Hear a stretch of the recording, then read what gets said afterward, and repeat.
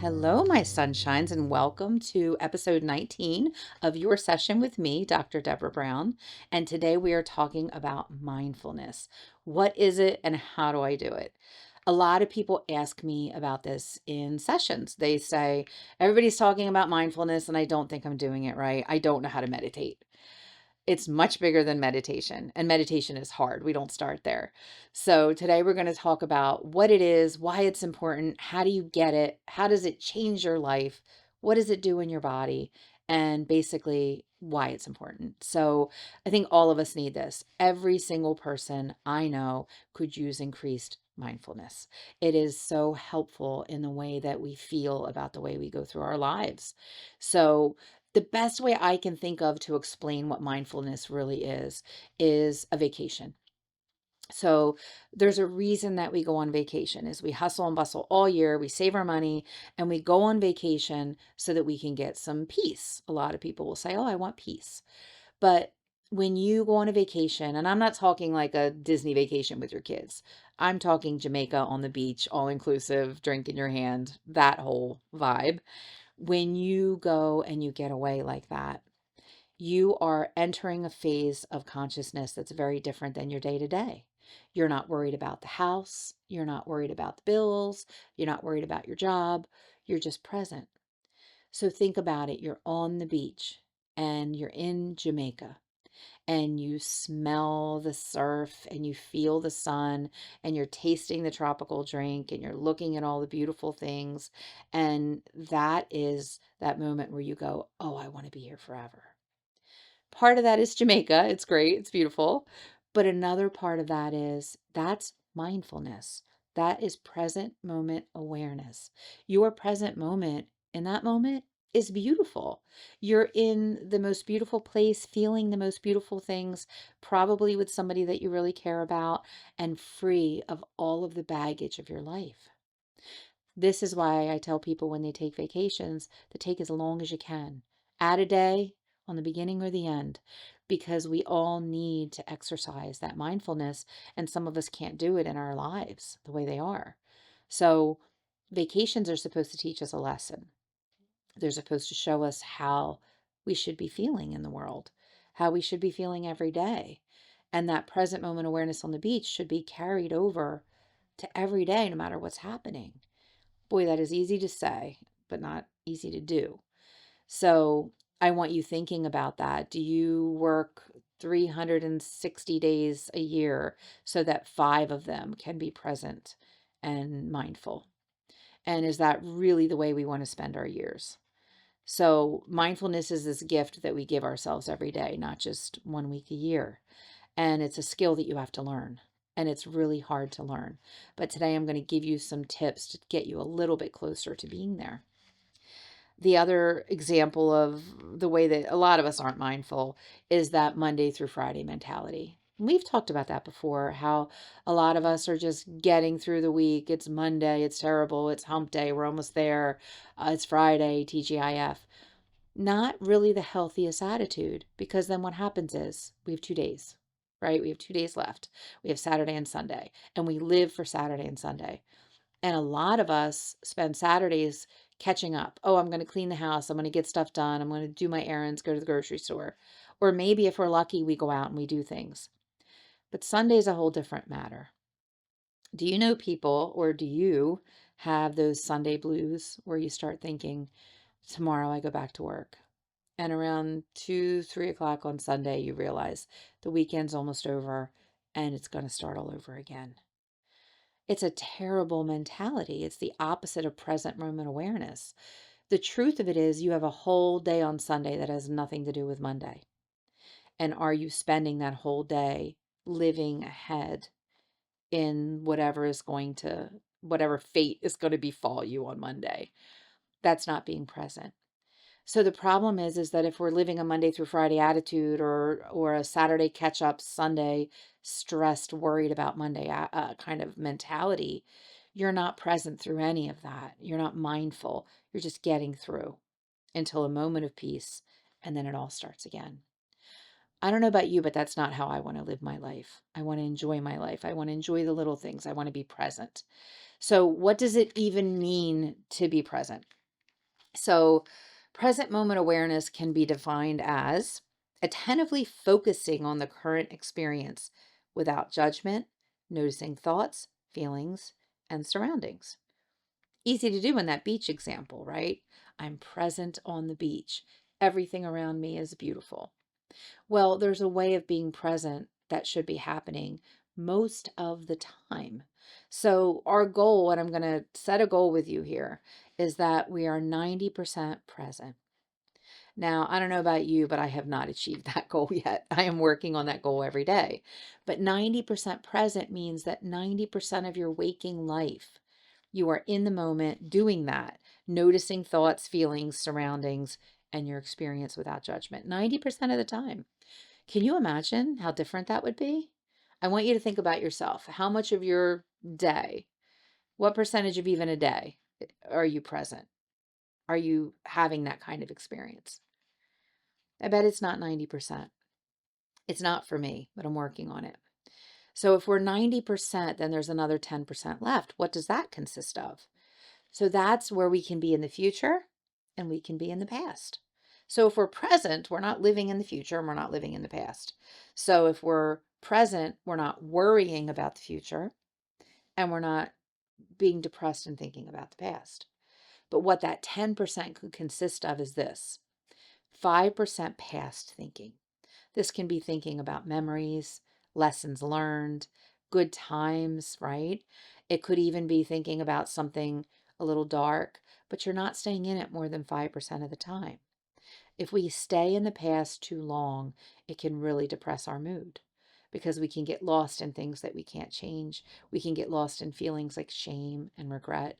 So I'm not saying you should never think of the past, but I think maybe 5% of a day is enough. Anything more than that can trap you into a loop that could really damage your mental health. The other 5% is the future. Now, those people that I know that are very anxious are living heavily in the future. They're worried about what's going to happen, what's going to come. The 5% in the future is not worrying about what's going to happen, it's planning for where you want to go. So think about that: 90% present, 5% in the past where it's helpful to you, and 5% in the future where you're planning where you're going to go, the path you're going to walk. That is a healthy mental state. And it's very, very difficult to achieve, but it is not impossible. So even if you improved from 40% present to 60% present, you've already changed the landscape of your day and the way that you go about your business that day. So present moment awareness is just you being in the moment, living in that moment. I always think about therapy as a great present moment activity. When I'm in with somebody for 53 minutes, during that 53 minutes, we are living in that space together. We're exchanging ideas, I'm giving feedback, they're sharing, and that is so present. That's the way all of our conversations should really feel with people, that we're being present in that moment. We're not thinking about what they're going to say next or what we should be doing instead or what's in our own head constantly. It's just about being present with a person. So, mindfulness, for my purposes, the way I explain it, is mindfulness is all of the things that you do and all of the skill building that you have to give you more present moment awareness. So you'll hear words like this thrown out a lot on social media and just out there about mindfulness and present moment awareness, and they kind of use them interchangeably. And I like to think of present moment awareness as a way that we should be, and mindfulness as a bunch of tools and a state that we want to use to be more present. Mindfulness is defined as being present and fully paying attention in both mind and body. So that evokes things like meditation, yoga, and we're going to talk about easier, more accessible things besides just those two. Those two, which are really helpful mindful activities, but there are a lot more that you can do in a minute or in the morning or with nobody knowing that you're doing it. So, one of the big indicators that you might not be as mindful as you could be is, are you finding bruises? Now, this is going to sound strange. I've known people, myself included, back in the day who walk around and you have bruises and you don't know why. And it's because you're running into things or you're bumping into things because you're not being mindful of your path and of your body. And a lot of times I always said I was always two steps ahead of myself. So I would be running into things and tripping over things and falling even because I was so far ahead in my brain that I wasn't connected to where my body was. So if you're a person who's tripping and falling and bumping into things and doing that a lot, that means you're probably not being mindful in the moment that you're in. And I tell this to patients all the time. I'll say, are you paying attention to what you're doing or are you thinking about the next thing? And I think it's a really important thing. How many times have you rushed through something just to get it done? Think about something as simple as the grocery store, right? When you push through the grocery store and you're in a rush, you're going to drop things, you're going to put stuff in the bags wrong, you're not going to enjoy the experience. But what if you said, I have an hour of time that I'm dedicating it to the grocery store. I have to do it anyway. Let me be mindful in it. Let me go and look at the fruit and go, wow, this is really beautiful. Maybe I want a peach. Let me go look at all the peaches and touch them and smell them. Don't bite them. But you know, it's like that experience you're experiencing the supermarket. And I think that we just rush through to get through things. And you know what could happen? You bump your cart into somebody, you drop something on the floor, you get frustrated and sweaty and tired of being in the supermarket versus having an experience. One of the things I really love is I love a lot of the Amish markets that we have in New Jersey. And the reason is that it doesn't feel the same as the supermarket. So it's a lot more easy to be present. There's a lot more interesting stuff to look at. There's a lot more of a calmer, kind of quiet experience that's a little bit different. So think about your own day to day. Are you being present just in the simple things like that? So why is this such a problem? Why is this such an issue for us? I think that we're in an era of constant stimulation. And we all know this. We all are barraged constantly by the messages around us, by media around us. You can't even see the stars at night in the sky because there's so much light and light pollution, right? So you're barraged from a sensory aspect by noise. You ever watch TV and the commercials come on real loud and you just, oh, why do they do that? And you turn it down. It's kind of an example, right? Is that we have constant things coming at us and we're overstimulated. So we get very focused outside of ourselves instead of on what's going on inside and on how we're holding our own peace. So people have trouble being still. And you'll notice this when you go into a waiting room for a doctor, a dentist, anything like that. Every waiting room you go in, look around. Everybody's looking at their phone. I rebel against this. I refuse to look at my phone in the waiting room. And I sit there and I look around and I look at the pictures on the wall and I feel my feet on the ground and I talk to myself about what I'm going to do when I go back to see the doctor or the dentist. And I try to force myself to be present. I have to be there. I have to be there. I'm waiting for the appointment. I'm at their mercy. But I don't have to dive into my phone. And I think it's almost a way of hiding for a lot of people because they're uncomfortable being present, right? I can be present and just sit there and just enjoy the waiting room. But a lot of people really struggle with that. I notice it here when I go out to walk and see a patient and I get them from the waiting room, almost always on their phone. We also need adventure and experiences, not just a virtual life. So a lot of our present moment awareness gets stolen by all of the time that we spend on screens. And there's a practitioner that I really, really think is phenomenal here that I work with, and he's a prescriber. And a lot of prescribers of psychotropic medications are very big on psychotropic medications. But he prescribes people green space. And he says, did you get outside today? That's his prescription. Beyond the medication is I tell people they need to be outside every single day, whether it's a 10-minute walk or a seat on a bench. And he believes, and I believe also, that the research shows that that contributes to outcomes for people that are improved. So if you're walking, you're present. You have to pay attention to what's in front of you on the ground, what's around you, the smells, the sights. You're being present. If you're sitting on the bench outside, you're being present. So think about getting away from a screen. A screen is feeding us dopamine, it's making us happy, it's making us calm, but it's not the same as being present. So, the other part of being present that is problematic for most people is in connection. If you go to a restaurant and you look around and you see people on their phones, does it make you sad? Makes me sad. When I look around and I see a couple at a table talking on their phones, right? I think that that's not connected and that's not present. If you are going to spend 45 minutes in the diner, spend it talking to your partner, enjoying the food, being present in the environment around you, and actually living in it, not living on your phone. So when we're not present in sort of the connection that we have with people, they realize it. And it's really interesting is that there was a something I read about if you look at your phone while someone's talking to you, you send a very powerful message that what they're saying doesn't matter. It's the equivalent of you turning around and talking to somebody else while they're mid-sentence. So one of the issues that we do in couples therapy here is that we look at what is the technology in a relationship. Never thought that would be a part of the discussion. But I had a wife that was heartbroken because her husband would come home from work, sit on the couch and look at his phone while she played with the children, while she made dinner.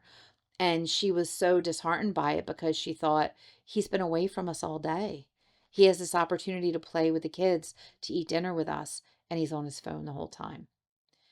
He was avoiding being present for whatever reason.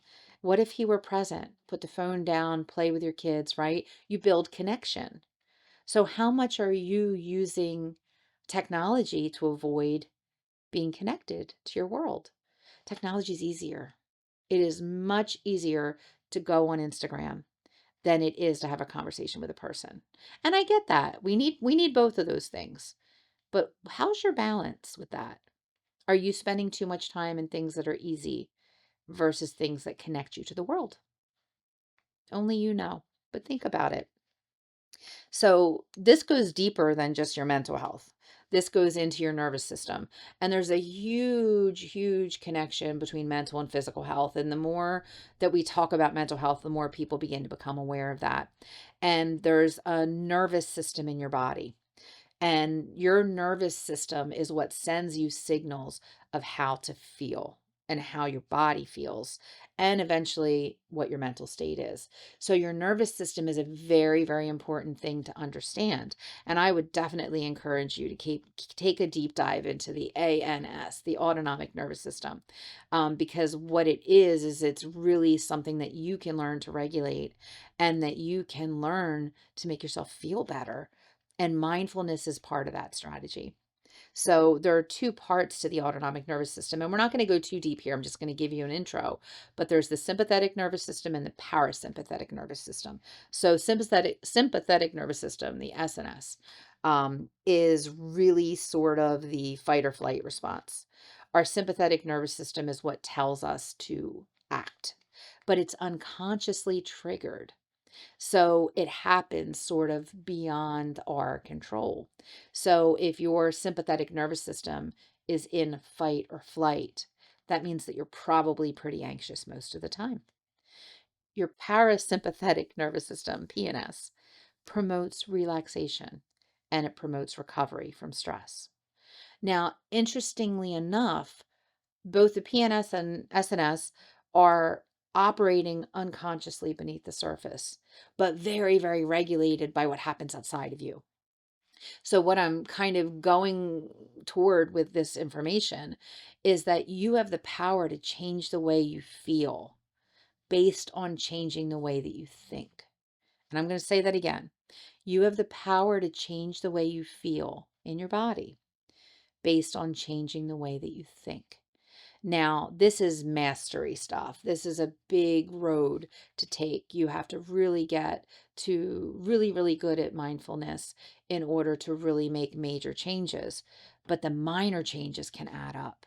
So I'm going to give you some strategies today to help you to sort of calm your nervous system. Because when you calm your nervous system, you reduce stress hormones, you promote a sense of calm, your heart rate can go down, your blood pressure can go down. And imagine if your blood pressure goes down, your stress hormones aren't being released, and you're feeling calmer. Life is so much easier. You're not operating up here, you're operating down here. And that's what we want. So, if you do mindfulness activities long term, you can actually learn how to calm yourself. I'm going to give you the easiest example is that I like to use words, keywords, trigger words, mantra words with people as a way to work with anxiety and rumination, overthinking. And one of the words that I use myself is the word now, right? All you need is now. All I need is now. Now is where I am. And just using that one word for decades now has helped me to use that word as a way to calm my nervous system. So if I'm stressed out and I'm thinking ahead, I can go, all you really need is right now. Be here now. And I can say that to myself. And I remind myself of what's important to me. It's my present moment trigger word. So a lot of people over the years that I've worked with have found their own words that work. This, only this, be here. It doesn't even matter. You can choose whatever words you want. But what happens is if you use it long enough, now if I'm really stressed out, I can just take a breath and go, now. And I feel better. I have trained my nervous system to react to a reminder that I've inserted over and over again. I want you thinking about how do you calm yourself down? There are things outside of us we can use too. A pet is a great thing for that. How many times do you go and you pet the cat or you pet the dog or you walk the dog and you feel better? These are calming your nervous system. Sometimes we even have people like that. I call them our emotional support people. The people that definitely calm us down just by being around them. And everybody should have at least one of those for sure. Now, what we're talking about too is that you're learning to calm yourself, that you don't have to rely on those things. And the more that you do that, you affect the neuroplasticity of your brain as well. It's not just your nervous system. You can train yourself and wire yourself to react differently and to not go down the familiar paths of anxiety with some of the mindfulness tools. And what's the benefit to all this? The benefit is that you reduce anxiety, you reduce stress. You get to be present. You get to see the things in your world that actually matter to you, and you get to feel them. Imagine the difference between rushing through the grocery store and enjoying the grocery store. And that's an easy one. Imagine the difference between rushing through a vacation and actually being present in it. It's a big deal. You will do your job better, you'll be a better friend, a better parent, and you'll physically feel better. So I have a poem that is sort of a reminder of all of those things, of how we prioritize sort of what really matters day to day when we're present. And it's called The Simple Everyday Joys. The tea in the familiar cup with the expected taste and warmth, the shampoo bottle full and the towel fresh and fluffy. The adoration of the cat, no matter what my mood. The sun on my face as I look into the blue sky. Leaves that move lightly across the pavement with the breeze. The smiling shopkeeper propping open the front door to invite the breeze inside. Moving through the day in a soft sweater, a swirling skirt, and comfortable shoes. A soft couch at the end of the day that envelops and welcomes me home. A warm embrace that greets me there. I do not live in my dream home. I never have enough money. My body is far from the best version of itself. But I am alive, I am moving, and I am here today. I cannot avoid the small joys as penance for not having the larger ones. They will come or they will not. Everyday common joys are here. They have arrived, waiting eagerly to be noticed and acknowledged and felt. The soft towel, the warm tea, comfy sweaters and couches, and the sky in all its different weather. And I love that, right? We're talking about noticing life, that it's not about the shopkeeper and the door, right? But it's about noticing feeling and noticing life and not maybe even taking for granted the things that are present and already in place for you. That is a little bit of gratefulness there, right? Is that I'm grateful to have a full bottle of shampoo. Maybe there was a time that you didn't. So I want you thinking about mindfulness and present moment awareness as getting a realistic grip on your life. Even if your life is very, very hard, even if your life is very, very exhausting, there are moments in your life where you're allowed to be present. And I want you to think about that. Are you allowed to enjoy the grocery store? Are you allowed to take a walk? You decide. There are always factors, there are always limits, but you have to take responsibility for doing the things that make you actually enjoy it once in a while, even if it's just a moment. I remember in some of my worst times, I loved going to the movies because it was this amazing gift to myself. The smell of the popcorn, the ability to be alone, the comfy seat, the escape for 2 hours into another world. And it was a gift of presence. I could be present in that movie and enjoy that experience. Even when everything else was falling apart outside of the movie theater, I still was able to give that to myself. Have you identified things like that where you can be present and you give them to yourself? I know people who are runners, fishermen, and they don't necessarily do those things because of those things. The morning run gives someone peace and alone time to think. The fishing gives them time away from the phone and the world and their job.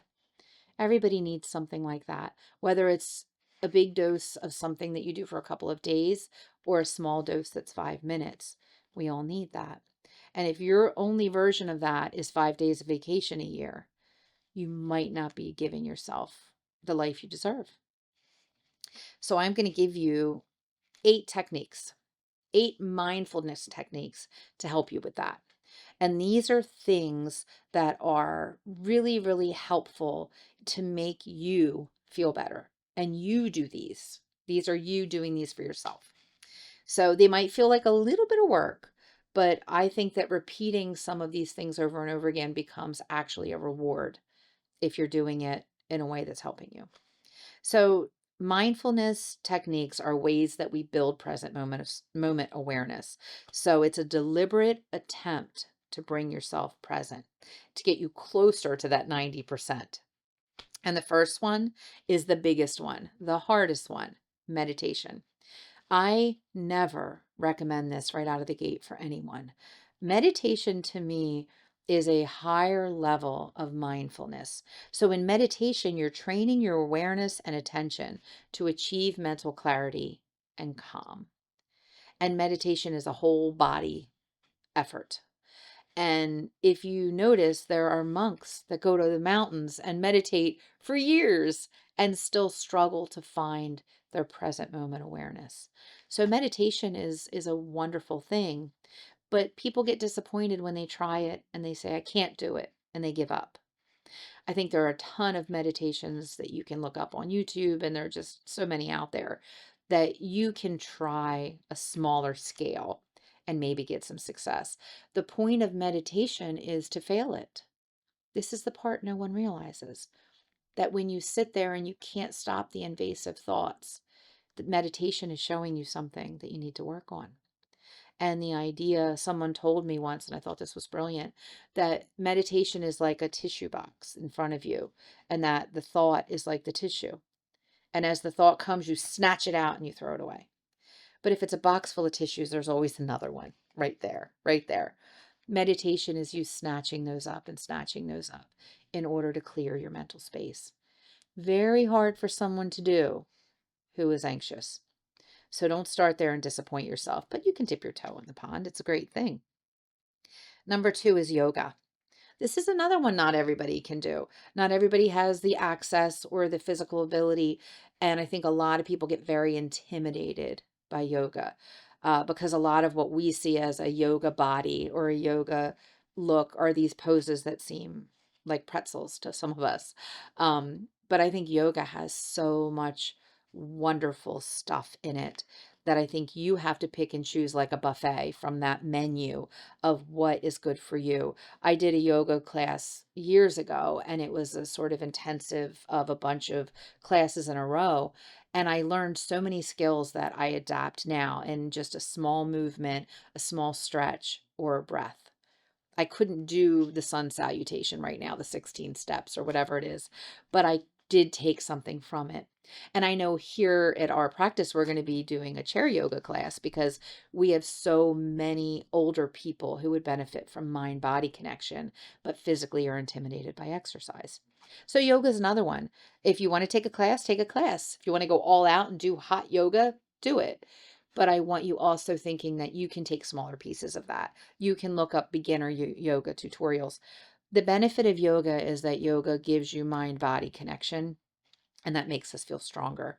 I have seen yoga used by people with trauma to heal the trauma that they hold in their body because they get more and more connected, their physicality and their mental state, and they learn to calm their nervous system. Not to mention that it makes you physically stronger. So the third is using your five senses. I'm seeing a lot of this one out there, and I really like that people are using this. And there are a lot of different ways to do it. But your five senses are the way that you perceive the world. They are the way that you gather information and data. Now, what you do with that information and data inside of you is sort of your mental state, right?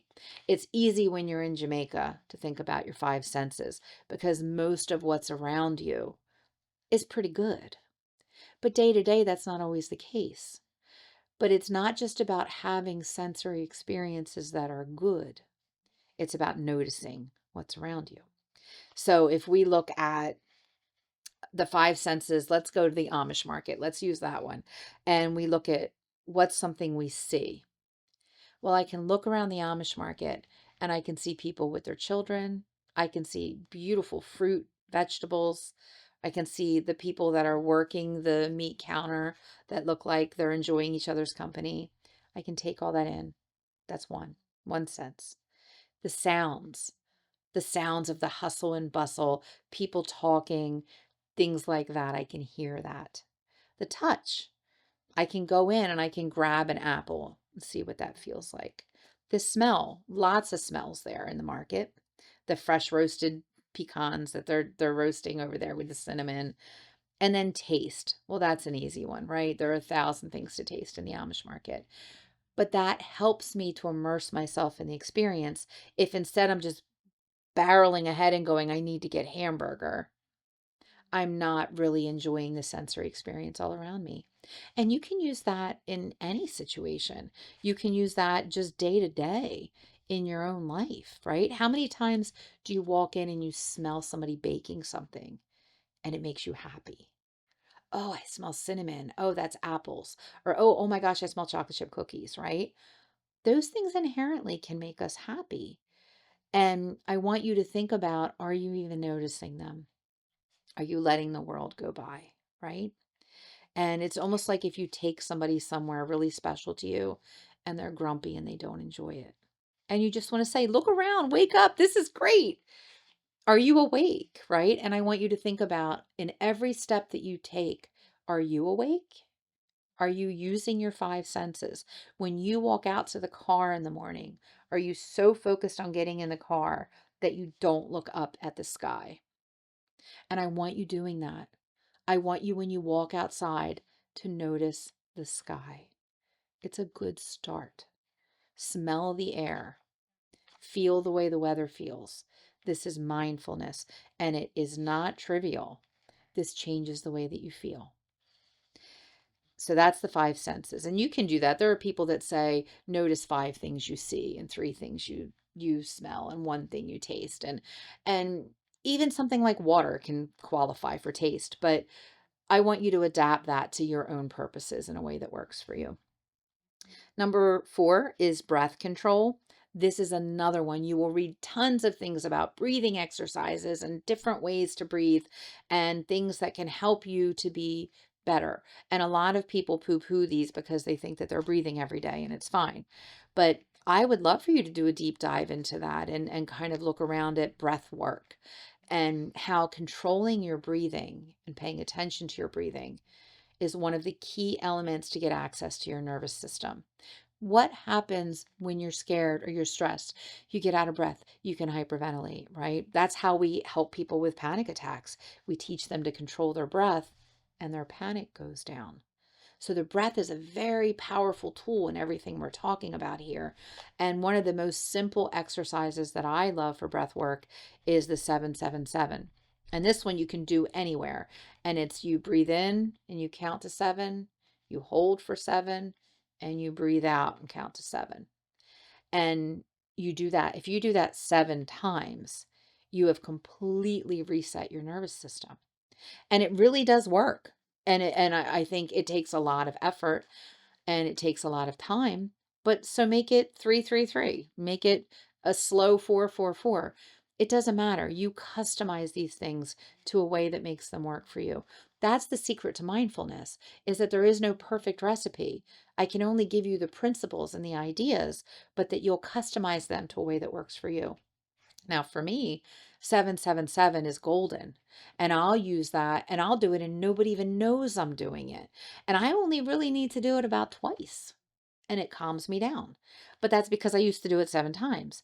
So find a number that works for you. It can be any number. And you can just do, you're counting the breath in, you're counting the hold, and you're counting the pushing the breath out. And you can do that anywhere and you can do it repeatedly. And I would love for you to try it and to see if it changes anything for you and to keep trying it because eventually it'll be a tool in your toolbox and that you can grab it anytime you want. Number 5, body scans. Body scans are a lot of fun because there are a million ways to do these too. A body scan is where you're preferably, if you're laying down, it's a great way to fall asleep, that you start either at the head or at the toe and you mentally and physically scan each part of your body. So some people do this where they start at their feet and they tense and release and tense and release. And they go all the way up from foot to ankle to calf to knee to thigh. Tense, release. And they progress through their whole body. Now, that's one way to do it. Some people, it's just awareness. They think about each part of their body and they let it go all the way through them. Some people start at the head. Some people start at the feet. Some people take 20 minutes to do it. Some people do it as a check in with themselves for a couple of minutes. But body scans are a really good way if you're physically tense or if you find that you have like a twitch or a movement and if you hold your stress in any particular area of your body. So if you're a person who gets tight in your chest, right, you might want to do quick body scans related to just your chest.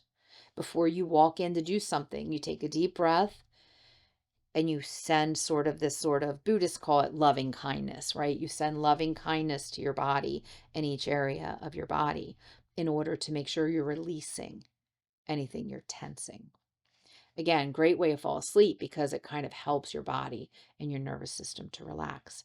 So you can look up body scan online too, and there are lots of good little ideas and everything. But the general thing I want you to come away with is that you have to be aware of all the parts of your body. You are connected to them. And stress makes us disconnected. Number 6, talking through thoughts. One of my favorites. Talking through thoughts was something that for me was transformative. Think of it as you are sometimes divided within yourself. You don't know which way to go. And it's almost like having two pieces of you divided in half. And anytime we have to make a decision that we're struggling with, it's usually the case. We're kind of divided. And that's okay. That's part of the human condition. We think, we consider. There are times I want you to be divided and look at both sides of things. The old school way of looking at that was you make a pros and cons list, right? I don't do that, but a lot of therapists will tell you to do that. And that could work for you. But what I say is you have to have a debate. And sometimes that debate has to happen with just you. And this might mean talking out loud. And I love that. I love that you could take a walk somewhere and you could say, okay, I can't decide if I want to go this place or this place for my vacation. And you have a conversation with yourself that says, if I go to Europe, This is what I'm going to experience and this is what I'm going to feel. If I instead go to Montana, this is what I'm going to experience and this is what I'm going to feel. And kind of a out loud debate of the two halves of yourself. Acknowledge that you have two halves. Acknowledge that you have two minds. Stop fighting to find the place in the middle. Acknowledge both sides. And in that conversation, like any conversation, sometimes it becomes a little clearer. The other version of talking out loud or thinking out loud is that you are talking through some things sometimes that can be very, very helpful if you question yourself. And this is one of my favorites is if I say, I really don't want to go to X. I don't want to go there. Why do you really not want to go there? Well, because I'm tired. Why are you really tired? Well, because being with that person is exhausting. Why is being with that person exhausting? Because they just take more than they give. Why is that a thing? Because that's what it's always been. Has it always been? Because that's the way they behave. What is my job in that? I have to change it, right? You can ask those questions in order to probe deeper inside of you, but there's something very useful about doing it out loud. When we do things inside of our heads, we're more prone to anxiety. When we say them out loud, there's a reality in there that sometimes we hear differently. So I'm telling you, talk to yourself, talk out loud. And it really, really is an amazing thing. Even better, add movement to it. Talk to yourself on the treadmill, on your bike, on a walk. It really gets sort of the juices flowing inside of you and helps you to explore. And when you do that, you're being present, you're being mindful, you're being aware of the conflict inside of you, bringing it out and not keeping it there. It's a mindfulness technique. Number 7 is grounding. Now, grounding is another one. Look it up. You'll find 1,000 different grounding exercises. There's one that I really like. And the reason that I like this one is because grounding is something that's very hard to understand. And the way we can understand it best is with sometimes a metaphor. And use a tree exercise. Now, a tree is very grounded. A tree has roots into the ground. A tree does not move. A tree is sturdy, right? We sometimes need to feel sturdy. We need to feel like we're on solid ground.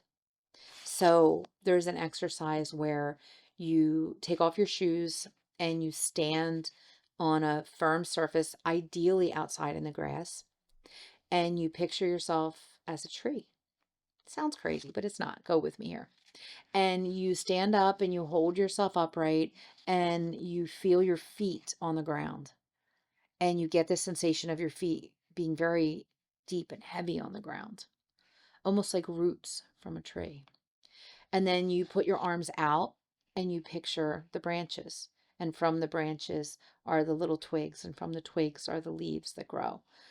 And standing and sort of picturing yourself as that tree, grounded and strong and holding yourself upright.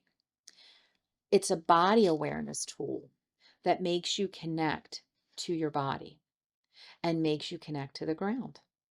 This is why an easy example of this is, did you ever wear really ridiculous heels out somewhere?